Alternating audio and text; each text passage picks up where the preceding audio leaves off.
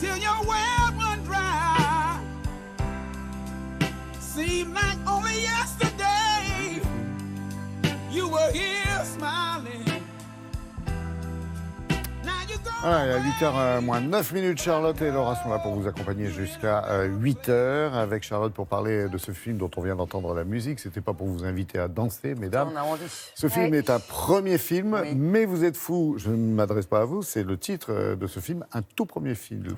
Un tout premier film d'Audrey Diwan. Elle est française, elle a 39 ans. Écrivain, romancière, journaliste et scénariste. La série télé Mafiosa, La French avec Jean Dujardin. Pour son premier film, elle avait à cœur de porter une histoire vraie, une histoire qui est arrivée à l'une de ses amies. Une femme mariée à un homme, heureuse en couple, ils s'aiment, ils ont 2 enfants, ce sont des parents présents, aimants, investis. Et puis un jour, l'une des fillettes fait un malaise, elle est hospitalisée, des analyses. Le résultat est sans appel, la fillette est contaminée à la cocaïne. Le père, très vite, avoue être accro à la cocaïne depuis des années, mais n'a jamais drogué ses enfants et ne s'est jamais drogué devant eux.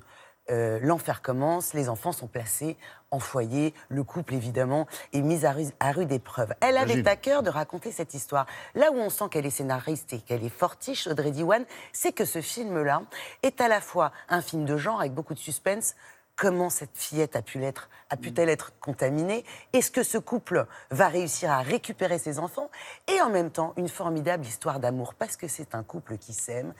Et la question que pose le film, c'est aussi, est-ce que l'on peut continuer à s'aimer lorsque la confiance a été rompue, lorsque l'on a été trompé? On a rencontré Audrey Diwan, qui est vraiment une fille, je trouve, ça fait plaisir de voir des femmes comme ça, qui font des premiers films audacieux. Voilà. Bonjour Audrey. Bonjour. Regarde. Elle respire plus. Roman, elle respire plus. Roman.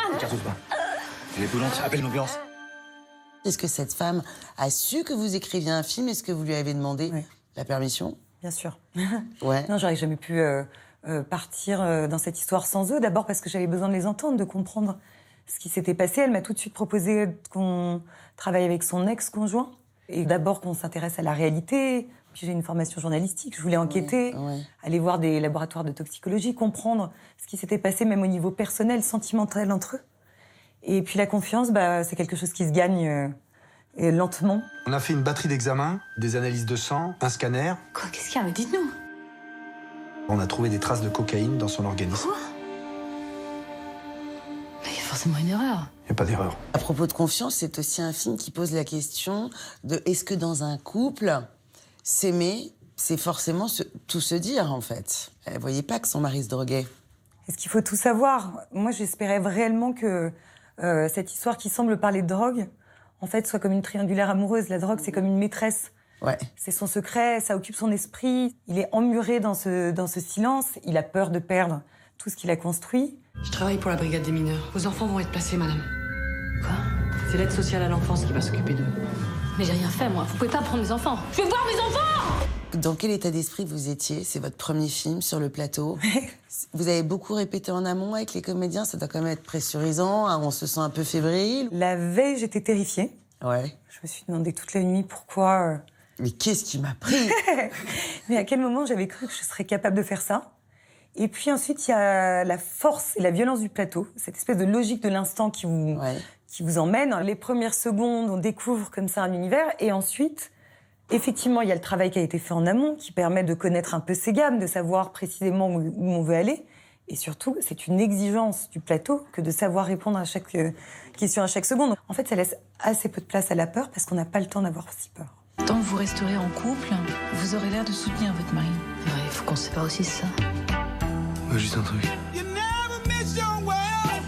Tu me crois?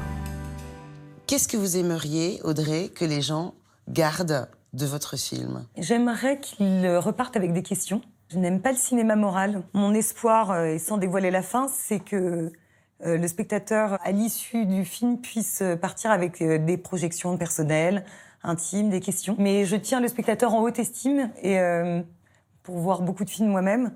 Et j'espère vraiment que je lèguerai des questions. Ça vous a donné envie de recommencer? Tout de suite. Merci beaucoup, Audrey. Merci à vous. Et bravo.